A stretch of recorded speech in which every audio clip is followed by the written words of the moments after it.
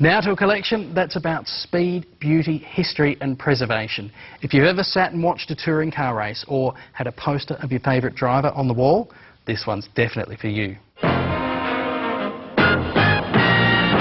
Here at the Australian Grand Prix meeting at Warwick Farm, cars are on the grid for the Chesterfield Touring Car Challenge race. 10 minutes to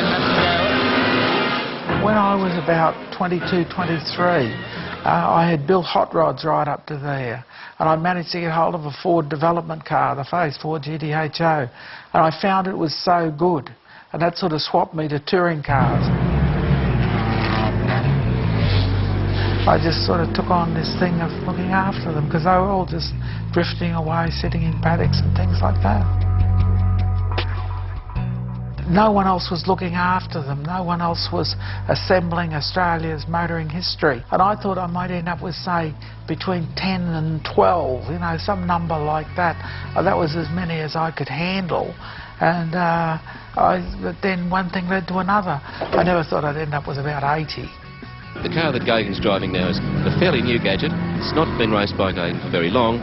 I think he's still trying to get its measure. I suppose the Super Falcon is my favourite, and that, I suppose, would be because Pete Geoghegan was such a good mate of mine, and that car was at the peak of his career when he was at his very best, and it was a handful. And so I suppose I feel like I've owned it since 1970, so it's very close to my heart.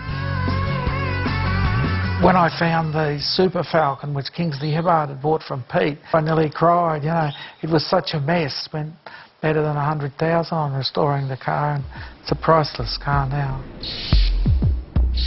Buying Alan Moffat's Trans Am from him was a focal point. I bought that car in 1995, 18th of May. And it's a day I'll never forget. And it meant a lot to Moffat because he'd had it then for 25 odd years. And parting with the car, but he'd seen what we'd done with the Super Falcon, and he knew that's what the Trans Am needed. We were after a GT40.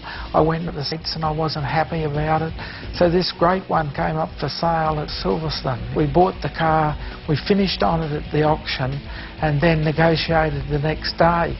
And we got the car and we flew it home on a 747 with us.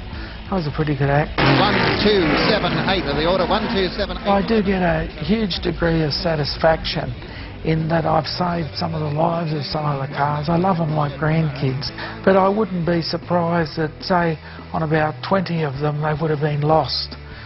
Perhaps just ground into the racetrack or the roadway, or people wouldn't have known what they are, so we've probably saved a few lives there. Oh, it's nice. Yeah. I'm going to have one of the GT40s one day. Yeah, but will it beat my Ferrari? Well, we can have fun finding out, can't we? We sure can.